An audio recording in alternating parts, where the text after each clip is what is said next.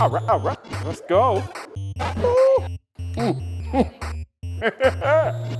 Oh, yeah.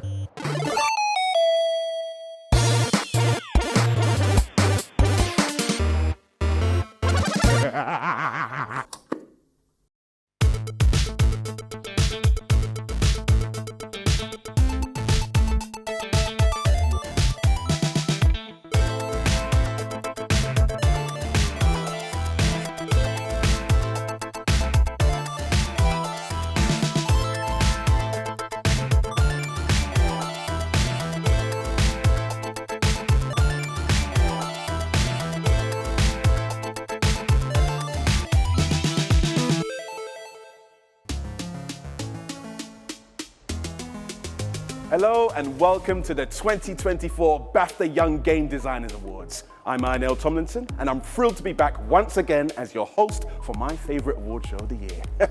And we've returned to the Science Museum in London at the exciting gaming experience Power Up. It's a celebration of the evolution of gaming, showcasing the most iconic games and hardware of the past 5 decades, alongside the latest and greatest creations. A fitting home for today's awards, which are all about the future of games. One of the things I love about Power Up is its celebration of innovation and creativity in gaming, particularly when it comes to physical inputs to me and you controllers. From motion controls like the Wii and Xbox Kinect to touchscreens, voice commands, and virtual reality. Developers have constantly pushed the boundaries of how we can interact with the games that we play. But here's the thing, these unique inputs aren't just about shaking things up for the sake of it. By embracing alternative control schemes, designers open up their games to new and unique ideas and mechanics, inviting players of all backgrounds and abilities to join in on the fun. Now, before we dive into the awards, let's take a moment to recognize the incredible support behind the scenes. None of this would have been possible without the tireless efforts of the BAFTA team and our amazing partners. So, a huge shout out to Criterion, Epic Games, PlayStation, Warner Brothers Games, and Wizards of the Coast for their unwavering support of young talent. Big up to you lot. Now today, we're here to shine a spotlight on the young, passionate, and insanely talented game designers who are shaping the future of this industry one pixel at a time. Our finalists range from ages 10 to 18, and let me tell you, they've blown our minds with their creativity and sheer passion for gaming. When I was younger, I started playing on a Nintendo Entertainment System in the 90s. The controller only had 2 buttons and a D-pad, that's it! The graphics were 8-bit pixels on the screen, and we absolutely loved it.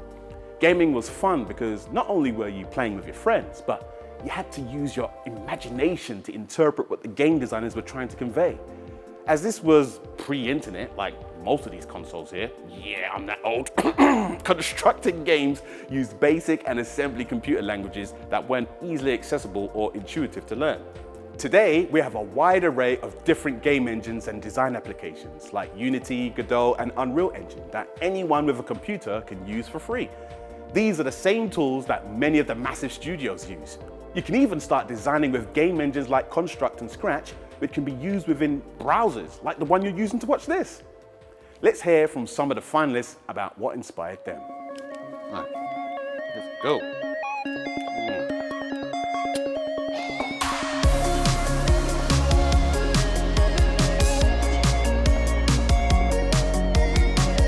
I think what sparked the original idea for Forged Destiny was me trying to think of something that I could make unique about this game, because lots of games might have crafting in them, but they don't have it as like the main focus. That's what I decided on. I was inspired to make Spelling Scroll because I always found spelling a bit hard to learn at school. So when my school gave me the opportunity to make a spelling game, I leaped to the challenge. My game, Hell, Feeling and Process, is a game that's heavily inspired by Chinese mythologies and its ideas around hell. I've wanted to incorporate traditional Chinese paintings as one of the main visual elements. The inspiration came to me as I was trying to blend different game genres together. I decided it would be really interesting to add a dual-purpose weapon which could be used for attacking enemies, as well as movement through the recoil. And this synergized really well with the momentum of skateboarding. While making Rooftopers, I was inspired by the intuitive gameplay design of games I've played before, like FIFA and Fortnite, and I tried to use the same techniques to make a game that's very fun to play. My inspiration came from my love for heist films, and I thought it would be funny to use hamsters as a way to lighten their overall mood. I like highly replayable games, and I also like hamsters. The game was inspired by my favourite game of all time, Ori and the Will of the Wisps, mostly through the story and graphics design, which were the main parts I focused on in the development of this game. Our game's main inspiration were from places like Subway Surfers, where you're constantly moving, it's really quick and it just gets faster and faster as you play. I wanted to have a feel of like a game you could play no matter what mood you're in, and it has this really rich, very open world adventure feel, or you can also grow plants and make potions. I wanted to make a first-person shooter, but I wasn't quite sure where to start, and I'd recently been playing a game called Vampire Survivors, which has tons of enemies on screen at a time, and I noticed that shooters don't really do that, so I tried to make a sort of hybrid between the two genres. We were also inspired musically by games like Undertale, and we had a lot of fun listening to different 8-bit soundtracks to get inspiration. The inspiration came from lots of different systems in other games, such as procedural animation and climbing in Getting Over It. My main inspiration came from easy-to-learn games I played on Scratch during lockdown. Psychonauts, Grim Fandango, and I think Hylix as well was kind of a big one, like when I was developing it. And then it kind of just became about, how do I take these different aspects that I like and combine them in a way that's still easy to understand and enjoyable and sort of fits into the plot of the game. Oh, yeah. Oh, this is crazy. Oh, our judges had their work cut out for them this year with so many incredible submissions to choose from. Whether you're a creative writer, actor, composer, artist, or animator, then game design is for you. Whew. To become a game designer, you have to consider all the many disciplines and their importance in the creation of video games. Now, let's kick things off with the game concept category. This is where it all begins, the glimmer of an idea that ignites the imagination and sets the stage for an unforgettable journey. Sonic the Hedgehog once started as a rabbit, and Fortnite began as a cooperative survival tower defense game. It's a testament to the iterative nature of game design. Initial concepts can evolve into something even more extraordinary through collaboration and development. These finalists have laid strong foundations and shown not just artistic creativity, but also a keen understanding of the story, game mechanics, and overall tone of their games. Let's see what the 10 to 14-year-olds have dreamt up for the game concept category. All right. Oh! Yes. Game concept 10 to 14. All these mainstream movies and video games where there's always superheroes fighting supervillains and giant robots. Wouldn't it be fun if there was a game where you played as a little guy in the middle of this big mess, trying to clean it all up? Rebecca came up with the space scene. I added the robots trying to stop the astronaut from reaching the next levels. When you lose, you have to start from level 1 again. Oh well. The plot follows a young mountaineer who has been isolated from the rest of their group. Players must work their way through rounds, collecting basic items which they can then use to progress on the journey to Everest Base Camp. Kitty Crash is a casual RPG where you can play as a variety of cats, trying to destroy as many of their human owners' possessions as possible. In Linga, a city is overrun with ghosts, and you've joined a group called the Kindred Spirits Initiative, who mainly capture these ghosts and then give them therapy so that they can find peace and move on.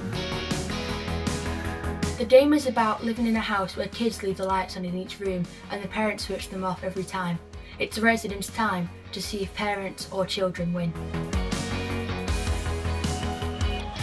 Ninja Drag is a runner game. However, you as a player have to move the environment around your character as they're running to avoid obstacles that will be set in place. Solving puzzles on the fly. Yeah. Space Hamsters is a survival game where you jump from asteroid to asteroid while avoiding foxes. You get more and more upgrades, but the foxes adapt to your playstyle, so you have to constantly be changing. Sunnyside is based off the mood Happy. The player has to complete a task, which earn happiness points, which get added to the meter.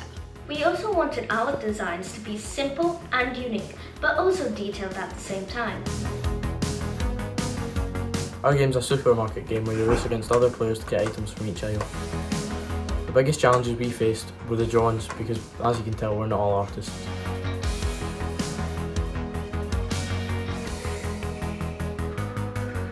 And the BAFTA YGD goes to Collateral Damage by Orson Hayward. I had all these ideas, some of them good, some of them not so good, so it was really challenging whittling them down to the best ones. Winning the BAFTA Young Game Designer Award would just be amazing. It would be fantastic. It would be great to know that people really enjoy my ideas. I would feel very complimented and feel very, very, very great. I've got lots of ideas for video games and non-video game related things, so I'm just going to see where all of these ideas take me. Congratulations to Orson Hayward for Collateral Damage, an incredibly well thought out concept for a game mixed with an assortment of wacky and wonderful characters. I love how Orson used humour, props and costumes to really sell his idea. Now, let's take a look at the game concept finalists 15 to 18 years old. Game concept 15 to 18.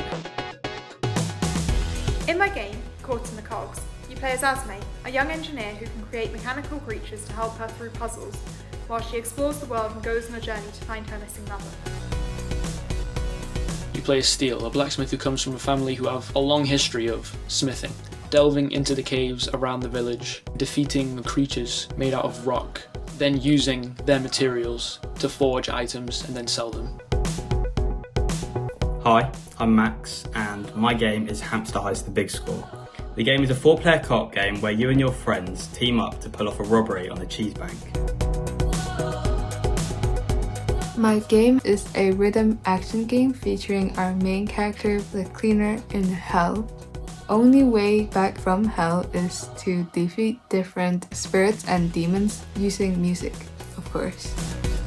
You play as a group of adventurers tasked with retrieving these crystal shards from 3 thieves who have stolen them. People from the city use the crystal's ability to convert music into energy to power their technology and essentially their whole livelihood. My game Certi is about an android called XII, who, after being kicked out of the city of Telios, goes on a journey of self-discovery and acceptance. I wanted to create a game that both highlighted and celebrated our differences and what makes us unique. You're an overworked citizen and you get tired of it all, so what do? You rob a bank. Typical Tuesday. Yeah. You need to get a certain amount of momentum in each level to break through the final barrier in the next level. The Rescue Dog is a heavily puzzle-based game where the player would play as a dog trying to build themselves a family. A lot of the inspiration actually came from my family's dog, Patch. You play as a young witch disguised as an apothecary, travelling the land making potions to help villages, as well as slowly uncovering these covens that have gone into hiding and learning their magic that was lost to time. Well, Dinosaur is a rhythm game in which you live in a world that has been ravaged by the attacks of villains. It is up to you to use your dance and rhythm to fight enemies, bring back the number one hero, and maybe turn the world into a dance floor along the way.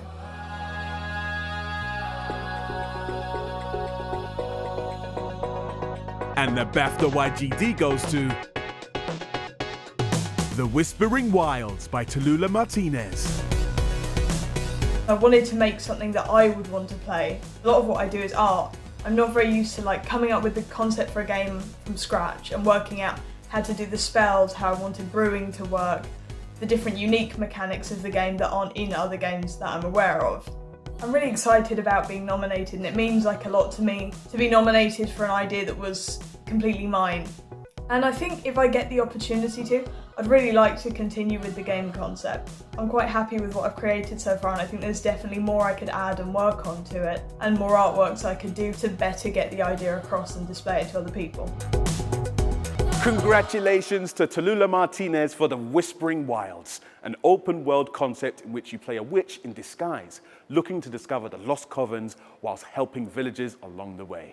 A great concept and some beautiful designs. Well done. We saw at the BAFTA Games Awards earlier this year that studios of all different sizes were awarded for their unique game designs. I sent our young presenter Braden Bent down to the red carpet to get their advice for the next generation of talent.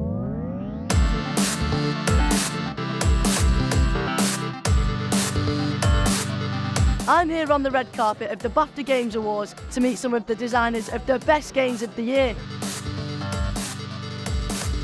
For young people out there, there's, well, the BAFTA Young Game Designers, really into games, but they're not quite sure how to get into the industry. What advice or tips would you give for taking the next step? It's a lot of learning while doing. I think you can only study so much. You really have to get your hands in and try to really make something. So if you can make something by yourself, you can practice, you can get those skills you need. It's so much easier than jump in with a team and collaborate with people, because that's how a game is really made, with collaboration. And it's so much an industry about relationships, about knowing people. It's a bit less mysterious than something like film or TV though, because you can actually go to conferences for game developers and meet other game developers and talk to people. If you want to go into gaming, the best way to do it is to just start, honestly, because the sooner you start, the better it is. Find your niche, find who you are from a sound point of view, from a voice point of view, and hone in the craft. You're a sound designer, a script artist, whatever it is, just do your thing to find your voice. Really, the best way to do stuff is to just do it now. The tools are there, find like-minded people and just start creating games, because it's an open industry more than ever now. And you can make a game with 6 people. Untitled Goose Game, a couple of years ago, was here in the Game of the Year category. It's six developers. The idea that it has to have a $100 million budget does not. And often the best ideas don't. I think for sure let go of perfection. There will always be something that you think you could have done better. But what's the most important is that you just keep trying, and then you let other people experience, what you want to make. Bring your imagination, bring that young voice. Gotta have fun. Be your inner kid. But like Big Bro said, we've all had imagination.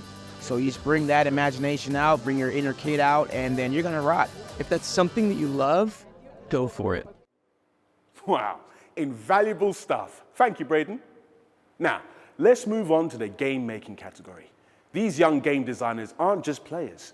They're creators, visionaries, and multitasking masters, because when you got homework to tackle alongside game development, every second counts, But it's not all work and no play.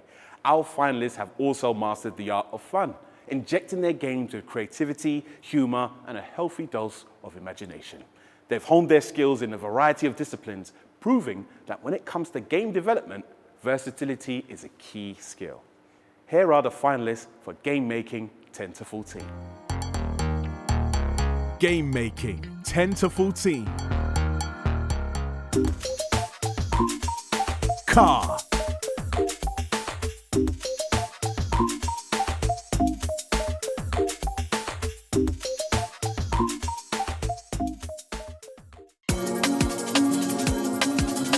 Circuit breaker.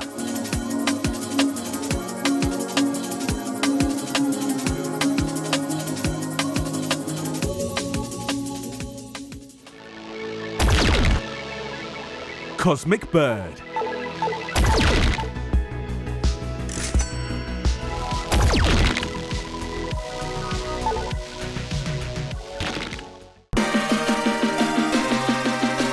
D&B bullet hell.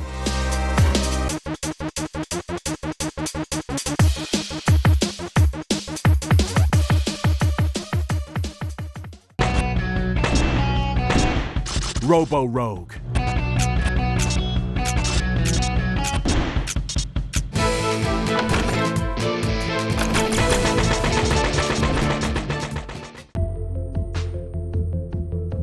Rooftoppers.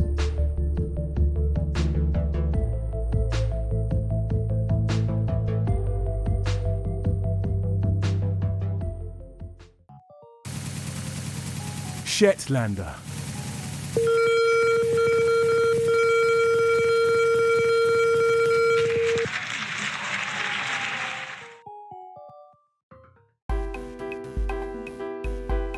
Silver Soul.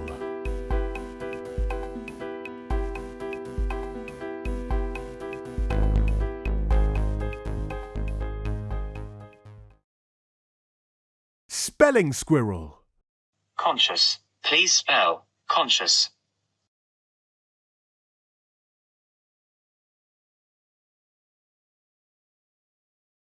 Try to avoid those cannonballs. This isn't quite right. You've died 5 times now. I've concluded you are incapable of higher intellect.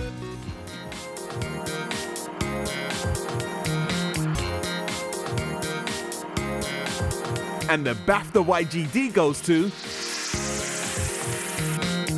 D&B Bullet Hell by Ethan Linwood. Hello, I'm Ethan, and I made the game D&B Bullet Hell.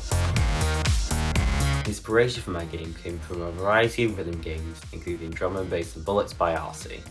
Becoming finalist is a great achievement I'm happy and proud of accomplished, and I'm really looking forward to seeing all the other finalist games and ideas. For the future of my game dev journey, I plan to experiment in a variety of genres, and just explore even further into the craft of making games.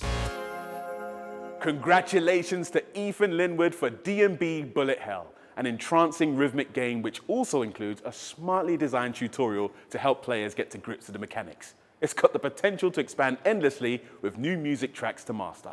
I can't lie, I was bobbing my head whilst playing this one. Now, let's take a look at the game-making finalists 15 to 18 years old.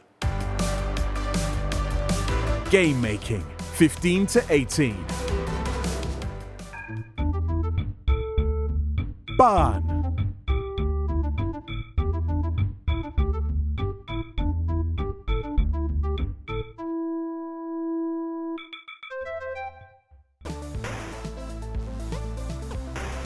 Bombastic.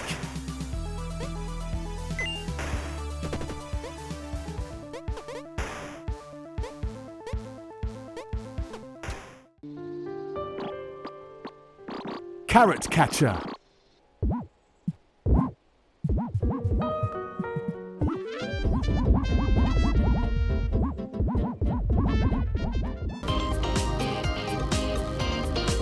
Climber.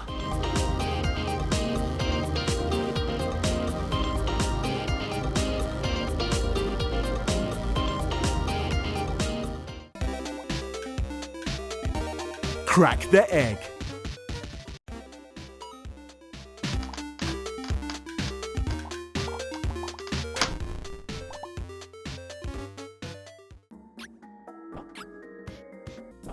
Real world.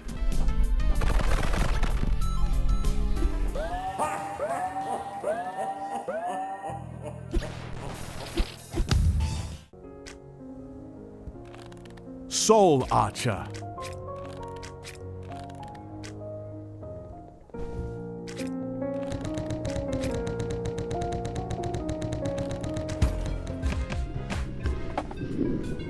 Trick shot.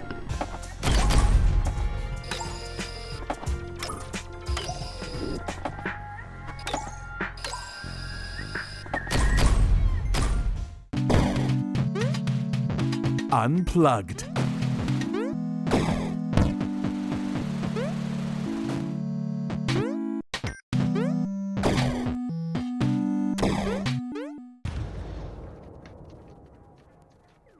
Void side.